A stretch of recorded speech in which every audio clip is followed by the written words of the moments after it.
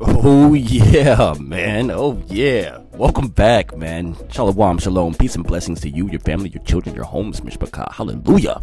There you go, man. 2 Samuel chapter 20. Here we go. Moving right along. Zoom, zoom. Zoom, zoom, man. Hallelujah. So looking at 20 here. 20 is not bad. 2 pages. Two and a half pages, man. But doing a little recap. So we understand now that, King David, he had fled out of Jerusalem. You know what I'm saying? He was kind of on the run, right? On the lam, right? Out of fear for death, because there was a lot of influence from his son Absalom in the community of Yasharel, right? Israel. So what the Judah tribe did was they said, hey, look, man, you're our king. You're literally Judah blood, right? So I mean, you got Simeon blood, you got Benjaminites, right? You got all the other tribes, man, right? Reubenites and all of them, man, right? Tribes of Asher and Manasseh. But this is what happened. Judah was like, you are our king. You're literally the blood of Judah. So we're gonna take you to safety. And that happened. And when word got sent and saying, hey, look, man, your son is dead. You need to come back to your home.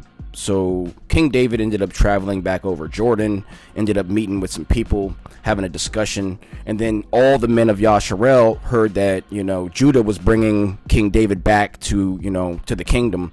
So they all decided to come out and meet him. And they had some cross words, right? So what we were hearing in the end, the dialogue was, Judah versus Yasharel, right? The other tribes of Israel. And they were like, why did you take our king away from us? Like, why did you take our king? And Judah basically said, man, this is our blood, man. This is our man. You know what I mean? He is our lot.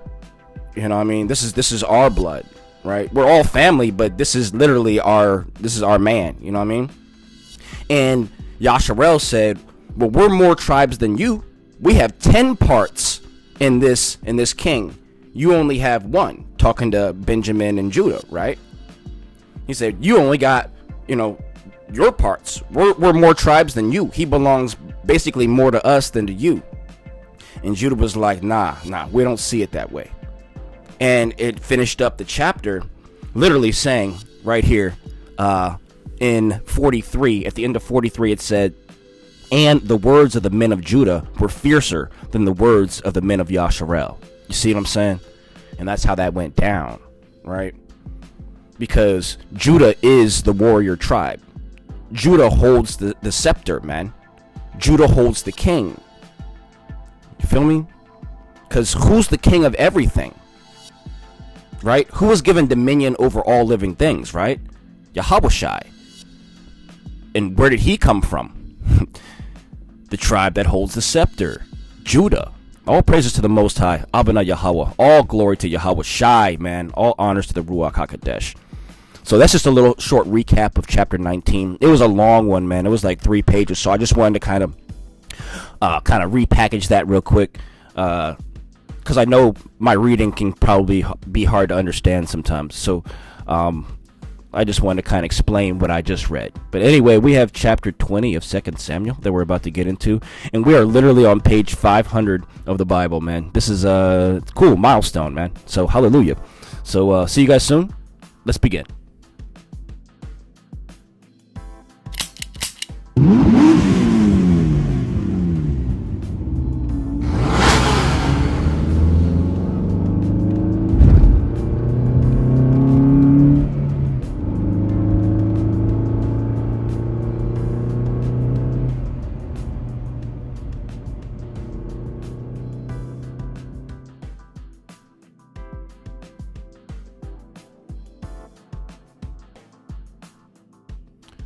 Chapter 20, and it reads, and there happened to be there a man of Belial, whose name was Sheba, the son of Bichri, a Benjaminite. And he blew a trumpet and said, we have no part in David, neither have we inheritance in the son of Jesse, every man to his tents, O Yasharel. So every man of Yasharel went up from after David and followed Sheba, the son of Bichri. But the men of Judah clave unto their king, from Jordan even to Jerusalem. And David came to his house in Jerusalem, and the king took the 10 women, his concubines, whom he had left to keep the house, and put them ward, and fed them, but went not in unto them. So they were shut up into the day of their death, living in widowhood. Then said the king, Amasa, assemble me the men of Judah within 3 days, and be thou here present. So Amasa went to assemble the men of Judah, and he tarried longer than the set time which he had been appointed him. And David said unto Abishai, Now shall Sheba the son of Bichri do us more harm than did Absalom. Take thou Adonai's servants, and pursue after him, lest he get him fenced cities, and escape us. And there went out after him Joab's men, and the Cherethites, and the Pelethites, and all the mighty men, and they went out of Jerusalem to pursue after Sheba the son of Bichri. When they were at the great stone which is in Gibeon, Amasa went before them, and Joab's garment that he had put on was girded unto him, and upon it a girdle with a sword fastened upon the loins of the sheath thereof. And as he went forth, it fell out. And Joab said to Amasa, Art thou in health, my brother? And Joab took Amasa by the beard with the right hand to kiss him. But Amasa took no heed to the sword that was in Joab's hand. So he smote him there with the 5th rib, and shed out his bowels on the ground, and struck him not again, and he died. So Joab and Abishai the brother pursued after Sheba the son of Bichri. And one of Joab's men stood by him, and said, He that favoreth Joab, and he that is for David, let him go after Joab. And Amasa wallowed in blood in the midst of the highway. And when the man saw that all the people stood still, he removed Amasa out of the highway into the field, and cast a cloth upon him, when he saw that everyone that came by him stood still. 13. When he was removed out of the highway, all the people went on after Joab to pursue after Sheba the son of Bichri. And he went through all the tribes of Yasharel unto Abel, and to Beth Makkah, and all the Berites, and they were gathered together, and went also after him. And they came to besiege him in Abel of Beth Makkah. And they cast up a bank against the city, and it stood in the trench. And all the people that were with Joab battered the wall to throw it down. Then cried a wise woman out of the city, Hear, I pray you, unto Joab, Come near hither, that I may speak with thee. And when he was come near unto her, the woman said, Art thou Joab? And he answered, I am he. Then she said unto him, Hear the words of thine handmaid.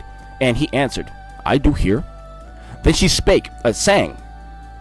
They were wont to speak in old time, saying, They shall surely ask counsel of Abel. And so they ended the matter.